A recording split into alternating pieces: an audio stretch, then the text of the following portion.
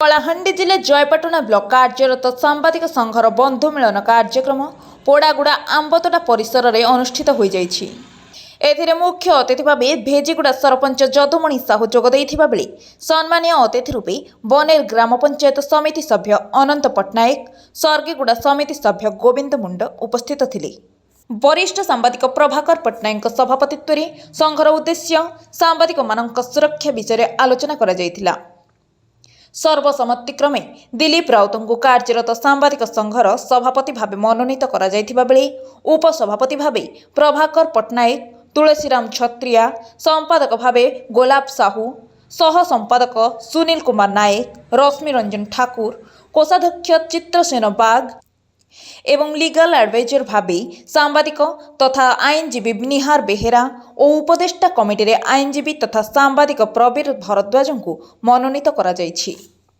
कार्यक्रम रे सांबादिक रमेश बेहेरा, हेमंत नायक, सुबोध रणा, एमडी इलाही, सुनील धमाझी, निकुंज चलान, जीवनकांत पान, केदार पट्टनायक प्रमुख उपस्थित थिले।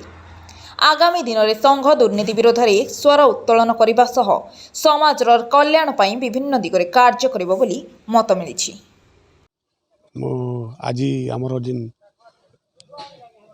मीडिया वर्किंग मीडिया एसोसिएशन रो सभापति मु दिलीप कुमार राउत जाओ खुशी कथा जी दीर्घ दिन है जयपाटना रे आमर संघ नहीं थिला। आज जिन संघ करी जिन करूचन आमे ताके केनता के उद्यम करमु आरी भल करी लोकर सेवा रे जीवु बोली करी आमे चिंता करिछु।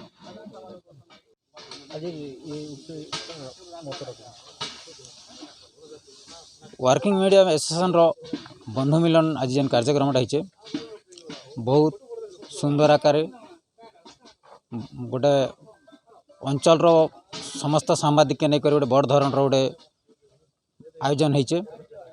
आउ इने मते आज गोटे अतिथि आकार डाकी मुई आयोजक मान के तथा सांबादिक बंधु मान के ब्यूरो रिपोर्ट ओडिशा एकामर लाइव।